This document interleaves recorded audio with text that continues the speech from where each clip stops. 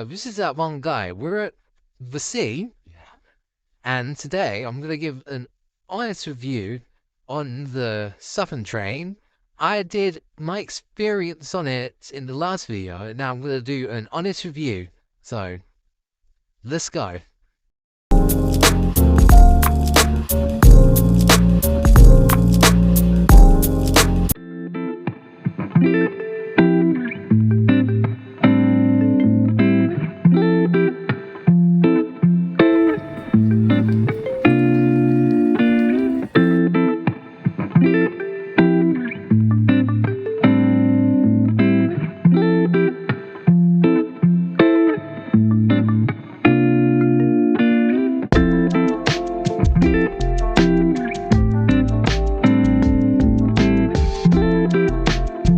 On the train, and first of all, I'd like to talk about these seats.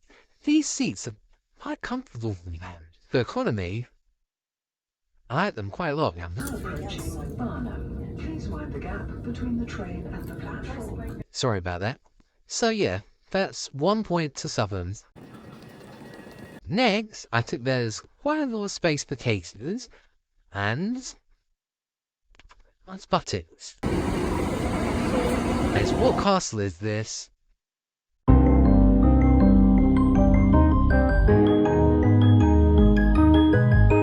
Seating might not be the best for the taller people, and the legroom might not always be perfect, but it's good enough for a commuter train. There are a portion where the train meant to be attaching to another train to make one large train. In the last video, our train split, then now it's doing the opposite here at Horsham. So, surprised they didn't tell us anything about it. And now there's going to be like safety announcements and stuff. So, it's going to take a while here.